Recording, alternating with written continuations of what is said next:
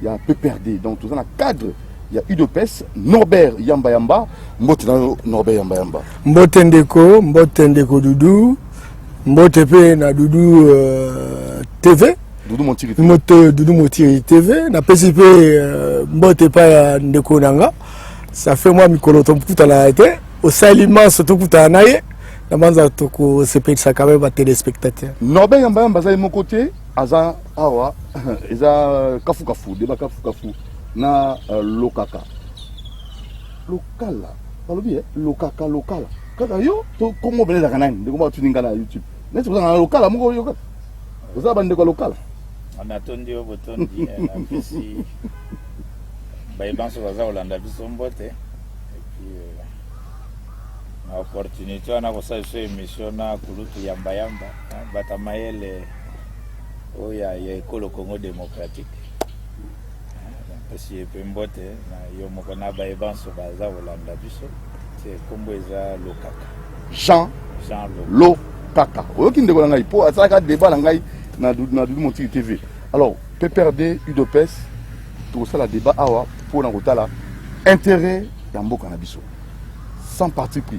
Moto la moto abongama. C'est parti. Alors to bandi na likambo yo les actualités likambo ya état de siège. Na évité alors déjà FARDC bandi bakambo 10 rebelles ADF. Oui, bango, on a évité cette décision. On a évité dans banane, on a boy carré. On a tout local lobby, local lobby. On a tout dans IDPS. IDPS a dit, on a tout dans PPRD. IDPS va la pouvoir. PPRD, on a moins expérience que les Kabiso pour salir 18 ans. 18 ans à Makamboa. On a eu une complicité à Rwanda. Tant que nous avons géré Mboka, on a eu une guerre, on est à la pour un profit. Nous avons maki. Si vous avez sous na kata gestion. Na CPL na motuna mais comment nieza IDPS au pouvoir. Donc Kouloutou Yamba Yamba pour expliquer nano bato état d'urgence au Mokojamboka zui na bampando nango. Ndenga na koko pesa makanisi mosupo ya pena na mukua nango place vandeli bato mayele penzo na baninga na lovanyo mubaye ke Norbert Yamba Yamba mayele ya ibele ndi bato bazeko sake etambula makuna ya pesa nano mbano kwa na sima to manyola na ndenga na biso baipo tasolo Norbert Yamba Yamba état de siège bah expliqué on a toqué national débat on a été violation de la constitution c'est les kaki c'est déjà bon bien que la monsieur persistait article 80 article 144 145 violation en violation alors on a c'est déjà passé mais bah au bal deko parce que ko fanda on a toqué mbala mona oyo zali koleka 10 rebelles ADF tcheba maboko et c'est déjà un succès. Nous c'est un indicateur de l'efficacité de l'action parce que si tu meka même la liboso va changer l'état major à un moment donné mon salaire qui est na place ADF bazalaga bouka qui ma place na bango mais comme les guerre non conventionnelle et donc c'est tout à fait normal qu'à des moments comme ça va réapparaître mais cette fois-ci le fait que l'état de siège est salémi, le fait que Bacheba militaire au Bazan a complicité à Makambo Anate, et donc circulation d'information est commis très compliqué. Et je pense que ce qui est Oyegoya Nassima et vous avez plus dangereux que 10 ans. Je voudrais simplement apaiser les uns et les autres pour comprendre que ceci n'a pas de base. Et ça, les Congolais batika kukufa. Que le terrorisme n'est pas salima et si là. Parce que le terrorisme, on a des Kodoudou, ils allaient là où outil la convergence d'intérêts. À vos tours internationaux, de la multinationale, bazu baninga na sous-région au voisin Abisso, comme sous-traitant, et là, complice interne. Bani yango une dizaine d'années. Mutumonga tuna bangote, baotunga kabandako, batwaza okoma ba riche, il y a trop de millionnaires en fait. Yango la babengi yango ba minerai de sang. mais mboso asengi na des parlementaires qu'on appelle batika soki baza en complicité. OK, moi muke na gomo omona ndeni yango eza wa pays mususu. Soko continuer ti ba Beni, ba Butembo, etc. Bon, souci na biso lelo oyo que le corps ba tché ba militaire, o baza en expérience à terrain, o baza bien formé. On peut bazo la ça solo que ko les a bango et que baza en place mususu a okendete car une école yo. O baza na sens et histoire, sans sa crédibilité, sens de l'honneur. Parce que beaucoup à la tête que mboka mobimba balwa tout batu nyonso bazaka ba aventurier. Mboka mobimba batu nyonso bazalika bato bazolandaka ba mbongo. Non, il faut faire une retire par rapport à ça. Et je crois qu'aujourd'hui plus que jamais, stratégie à président de la République, ils ont encore responsabilisé. Moko na moko, chaque Congolais, aux en opposition, aux en majorité. C'est le Congo en difficulté. Montrement auto aya na mael na ye. Na sepeli ndingo moyo kutantibiso ndego Jean-Luc Kapo tout solo là. Na banza ekozala tamoko ke lelo o ba baza ko prendre ma décision. Ba mekana peut ko landa. Moi muke to ko pesa tam susupe et ko profiter. Les aga bisote et belé bato baza ko loba. To loba ngone émotion te mais to loba na ça c'est ko orienter mboka parce que toza mboka msute ka yango. Bongo kanisa ki natanga kala ke bango bazaki na kati ya gestion na pouvoir bazaki ko travailler na sens ya ko appuyer guerre wana Joseph Kabila a ko appuyer ba Rwandais wana basala mabino na Congo yo boni ndenge ni sika autant bozo gérer bon tozo gérer to moni que moi changement peso quota moi changement est complicité zalaki mutuna makasi mais na émission qui a trois compartiments non comment ko tunanga yé nous parlons d'un système nous ne parlons pas d'un individu. Il y a eu un système, certes, qui avait le leadership. Ce système-là a été beaucoup défaillant. La situation est à Est. C'est très important. Est-ce que c'est lui? Est-ce que ce sont les autres? Alors, certainement qu'il endosse la responsabilité intellectuelle. Mais aussi, quand vous regardez, nous sommes sur le terrain. Il n'y a pas que Oyaye. Il n'y a pas Moussous. Même à l'intérieur, il y a des locaux.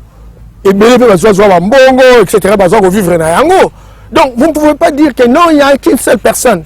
J'ai dit qu'il y a un compartiment interne, endogène, qui a eu des responsabilités, des complicités avec la sous-région, les sous-traitants, en complicité avec, n'est-ce pas, les multinationales qui utilisent nos minéraux en situation, il y a manœuvre, etc. pour Bakokakoko plus riche que ça. Et voilà. Donc, situation là. Et c'est là que biso basso, ils ont PPRD, ils ont MLC, ils ont INC, ils ont IDPS, ils ont l'ensemble, ils ont la société civile, ils ont les journalistes. C'est l'occasion maintenant biso basso, tout ça maël, tout le que l'on connaît, tout le que ça la pompe qui est libre. Très bien. Jean Luc. Matondi botondi. Na banzi ke kurutu yamba matisi yango penza yalinga makamba maël ebele ko matisi. État de siège eza ekolo ya biso ndenge alobi maso makoko salema mpona kotia kimia na ekolo baimboka oyo babengi bapatriote basutena bango nzambi bato bayebi ke kobanda mibu 1994 moto moko abungi te opération elekaka awa ya turquoise ntango oyo ozali koloba 17 ans ya Joseph Kabila 19 ans 20 ans na banzi mopepe wana oyo ekotisaki bato etukuluku ya bato bakoti tambululu na monyele mwa ekolo conséquence nango nde oyo omoni toye kozwa Fidel RCD MLC c'est-à-dire l'opération turquoise na continuité nango so olingo étudier ba incidence nango yende moto a produire ba bande, il y a un groupe rebelle. Donc, déjà avant même Joseph Kabila dans Laurent Désiré. Donc, héritage, la turquoise, la mort, il y a Juvenal à Biarimana, parce que ce n'est pas un secret. Ce vent-là s'est transformé dans Mboka Nabiso. D'abord, un, na bato bakota ki baye koluka identité. D'abord, identité. Deux, bon bakota ki baye koluka mabele. Alors nakoluka mabele osani boma bakolo mabele po yo vanda o effacer trace chance archive peza na Belgique na bana musu depuis babanda bavanda ba na mboka bakoko te bakoma musika mi identité za ya bango. Et puis na ndenge kuluta lobi minere de soto ko benga ba businessman, c'est-à-dire bateau baliaka na mabanga ebelewa. Alors désordre organisé wana pour na ko mettre fin nango, il faut qu'on restaurer l'autorité de l'État. C'est-à-dire mbulamatari ko battre la frontière na police na ba service technique. Mais mesure eza saluer. Bakosala pe mosa. Mais eza osenga na Assemblée nationale. C'est-à-dire par national na biso, c'est-à-dire parlement na biso. Azwa pe crédit additionnel. Soro ya soda, unité ya commandement eke ko bunda. Bako ko sa mi komisa tout ya ko raisonner ma état mboka ezandengene. Comment équiper l'armée? C'est pas l'armée. Hein? Au XXIe siècle, on appelle armement. Bon, santé à moto à Kekobumba. État na bango. Parce que unité à commandement, ils ont place, ils ont raté que moto à tiki, basimine, na bana tukumbale, na kan, yake au bout. Unité spécialisée, ils ont recruté bateau. Former bango. Pendant 7 ans, on a bako bunda comme banti terro nano babalite. On a nano motana associé à moi cité à côté d'un message na WhatsApp na tweet. On a ba unité ya commandement spécial ba bataillon wana. C'est-à-dire ako kenda ke ko bunda na mabele ya ekolo moto wana. Ba former bango ndenge ni, ba équiper bango ndenge ni. Ba centre ba kotakoli, ba kamanyola. C'est comment qu'on restructurer, c'est-à-dire on est état généraux ya armée. Parce que l'armée a un problème terrible. So moto asomba kaboti na ndenge na yo bandeni nana oteka tini. Bereze pa nani. Alors, wana tokoti nango. Mais dimension ya guerre babunda. Tokolonga bakanga bango.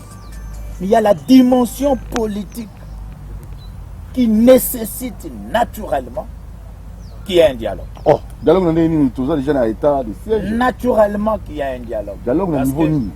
Les forces impliquées en amont comme en aval peuvent être des forces politiques. Comment ça? Il y a des forces politiques qu'on a qu'à mettre fin. Il y a guerre à l'est, il y a état de siège, qu'on a qu'à mettre fin à l'insécurité. Il y a Congo. Parce que dans l'Est, dans Kinshasa, on a Koulouna.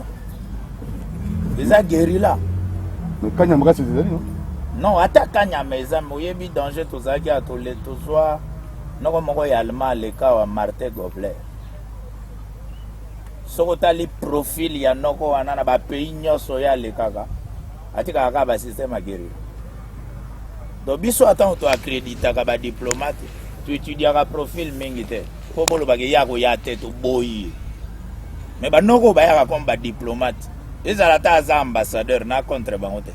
Mais au ko étudier profil na état que Martin Gobler ba pays nyoso ya leka atika la guerre. Ça serait ça. Atika. Ça ba analyse profonde ya ba laboratoire ko tala que jo bayaki ne aleka wapi. Mona ba pays ya leka na otanga kumbuté mais bato ba sa ba recherche mona pays ya leka itika la kambutumbu. Bon, après produire la badite, pas un peu moussane badi, nakati ya badine, oyebi nengeleka.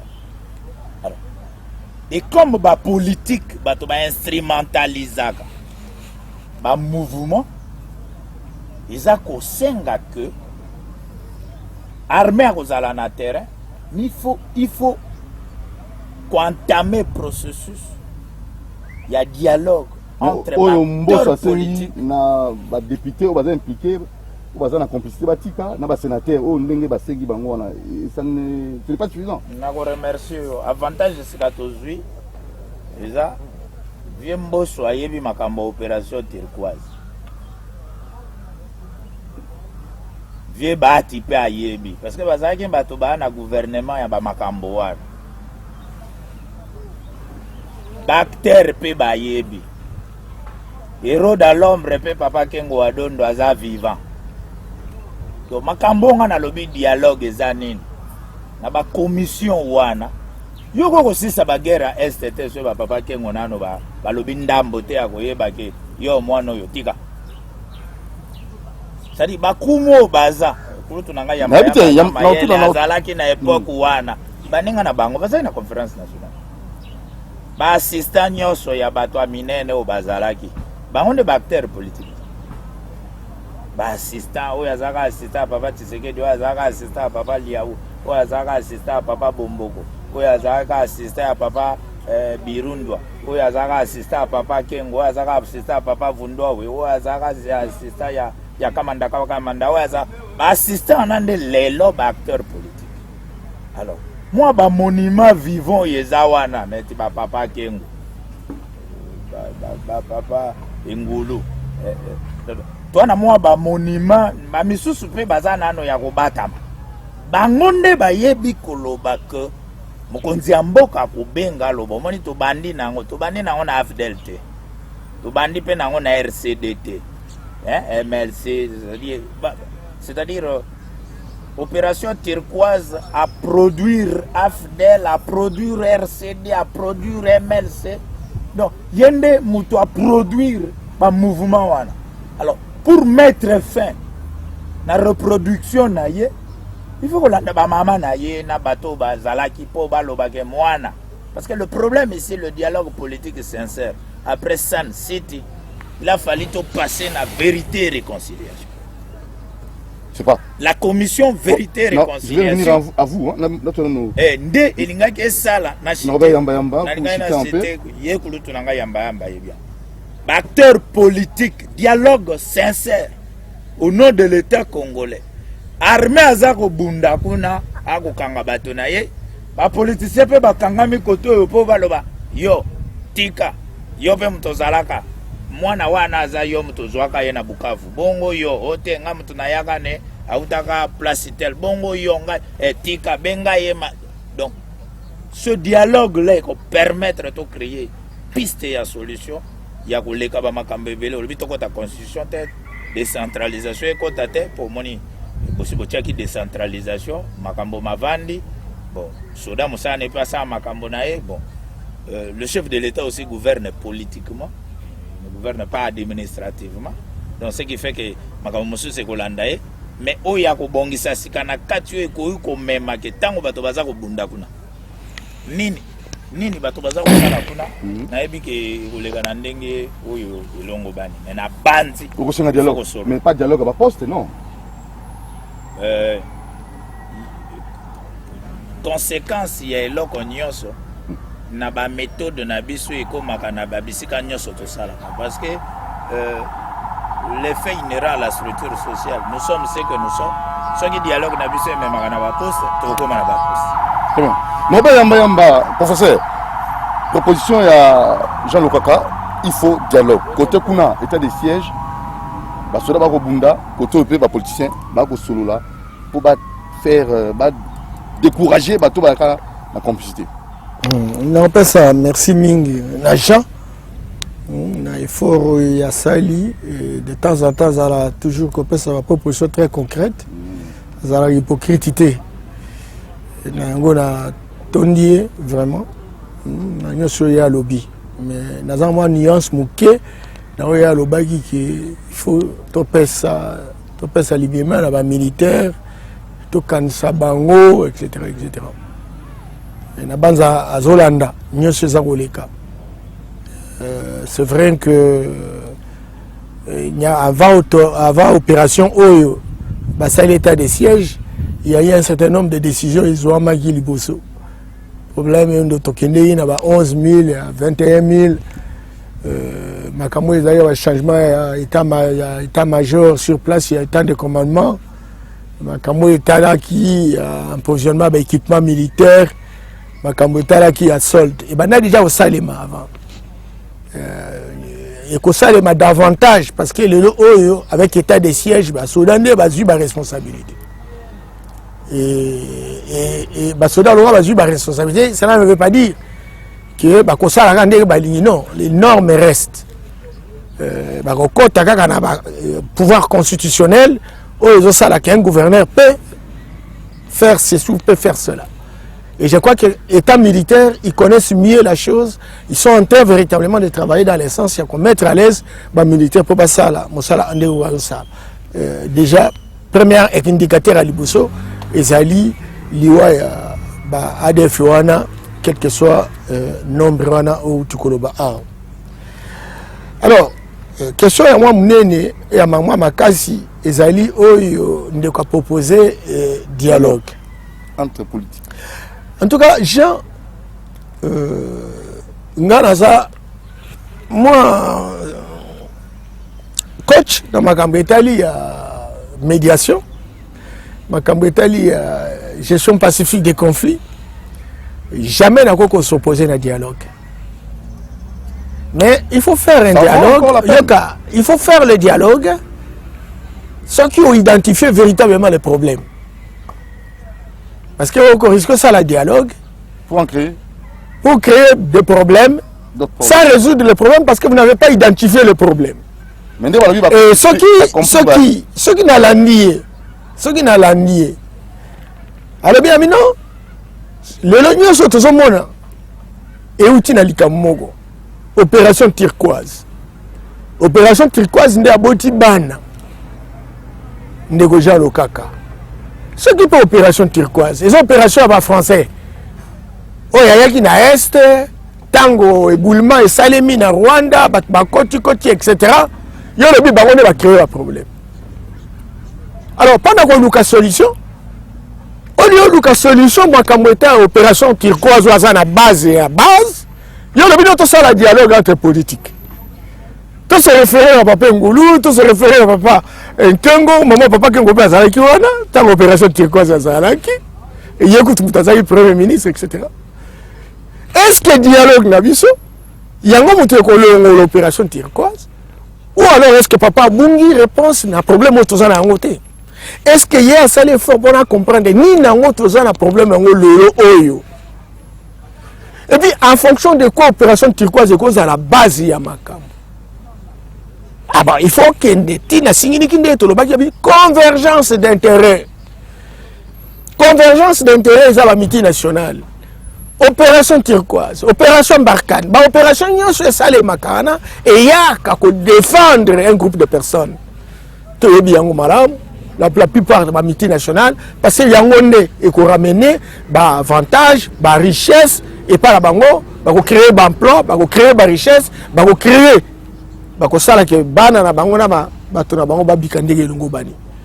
et donc, comme tu t'entends déjà, un dialogue est nécessaire dans toutes circonstances, mais donc on dit que ça l'effort pour le dialogue est au lingui et qu'on résout des problèmes nini. Pour déjà tout ça qui, tout ça l'effort. On est à la formule, il y a dans salle, concertation. Président de la République a trouvé effectivement utile que le dialogue est là, en écoutant les uns les autres, au travers la création de l'Union sacrée. Et on a groupe, Bayaki, Pessi, Obamoni, etc. À la fin de compte, a présenté synthèse. Synthèse est commis le la feuille de route. Auto bandi les autres ça là. Application. Alors, tu as même là dans Soukati. Tu as un résultat pour que y ait un calamité dans le gouvernement. Bon, tout ça, un dialogue, et pourquoi faire? Pourquoi on ne tenterait pas véritablement cette expérience à l'Union sacrée, qui est aussi une forme de dialogue? Est-ce que nous sommes vraiment nostalgiques d'un dialogue dans une salle, où nous voulons effectivement dire que le dialogue suppose qu'on peut ça comme suggestion pour que toutes les décisions où ils ont ça que soient impliqués. Moi je pense il y a dialogue comme ici dit sur l'union sacrée et ça quand même très nécessaire. Alors tout le monde peut appliquer n'est-ce pas recommandation voilà tout à l'heure on peut cette solution c'est tout monique Makambo est simité et que le problème reste pendant. Et à ce moment-là, nous disons, mais nous faisons quoi? mais encore qu'il faut identifier les acteurs. Parce que si Turquoise est une force externe qui est venue chez nous et qui constitue la base basique de ce qui représente le conflit aux Yango, moi je pense, je ne vois pas comment l'homme politique va changer la situation. Bien au contraire, il faut qu'il travaille pour construire des passerelles avec ces puissances-là, redéfinir l'agenda pour montrer comment on peut ensemble avec eux, n'est-ce pas, utiliser ce que nous avons comme ressources et partager les dividendes pour permettre aux Congolais aussi de trouver leurs comptes. Maintenant pour les complices, tout basé dans la complice la guerre la terre politique. Il y a un volé on a dit. Bactère politique, complicité, eh bien, il y a déjà que nous sommes dans une guerre asymétrique, non conventionnelle, où on n'a pas encore beaucoup d'éléments. Dieu merci, avec la nouvelle force, la nouvelle puissance, entre-temps, ce sont des militaires. Il y a aussi des auditeurs qui accompagnent ces militaires qui deviennent des autorités provinciales. Les gens seront soumis à des procès. Et là, on va construire une banque de données qui permettrait de consolider une conviction. Et donc, s'il y a des Congolais complices par rapport à cette question, donc, les responsabilités seront établies. Mais jusqu'à preuve du contraire, la culpabilité ne peut pas être prononcée d'emblée. Il faut avoir plusieurs éléments. Et c'est sur base de ces éléments qu'on va faire l'examen. Les juristes savent comment ils peuvent s'y prendre. Okay. Et je crois que demain ou le lendemain, on saura mieux que quiconque par rapport au processus futur. Jean Kaka, dialogue pour l'état des choses au Salima, dialogue pour Salima pour la position qui agit à professeur de la non, on a attendu que l'autre n'engaye. Il y a un maël ya Congo penza. Maël ezala ko yekenda. Aspect on a za ko intervenir za ko lokota makambo ebele. Na mboka na biso toza na culture ya place to utité. Place toza ko ke. Ba institution établie ezali déjà respectée. État de siège ça. Mais si il y a état de siège ça ba politique. Kurutu yamba ko yeba ke opération Artemis o esalemaki na Ituri na ba français entre Yema na Lendu. Mais na histoire ya technicité à fonctionnement ya armée ba Yema na Lendu ezaka des options na dimension instrumentalisation politique. Donc Yema Lendu ezaka ka IDPS na impère. Mais nani akoko yeba ke cause ezalaki que quand elle où ils ont soutenir retenu na guerre où ils ont qui yangai na yowana ya impère na IDPS on a instrumentalisé deux peuples wana Ituri donc ba technicien ya état major ba yebi ke Hendu Hema na Lendu ils ont qui deux camps politiques avant même Joseph Kabila soit au pouvoir, les deux camps qui soutenaient les deux courants qui créaient le problème par là on Hendu na Ema de quand il y a eu des personnes na impère. Et ko bota ti Joseph Kabila ya kokuta ngo na Artemis. Dialogue. Lelo FCC na cash. Ye kulutu ko boya tête. Toi qui na alliance te coalition. Le kufa to zali. Yango te. Coalition ezate. Ya solo pene kufa solo. To na no bate. Naza ko bate. Biso peut perdre des partis majoritaires. Ce qui biso, n'est président Kabila loba qui biso nyoso to soutenir président Tshisekedi na pouvoir. On a consigne à ça. Parti majoritaire aux ana premier ministre. Biso aux ana premier ministre. Il a dit que toi on a problème. Donc lutu yamba donc bozo kanaté pinda. Il est na peut perdre. Qui maté parce que dialogue to yokana il faut ça le mapo bozo ngalizusu. To yokana ki to gouverner.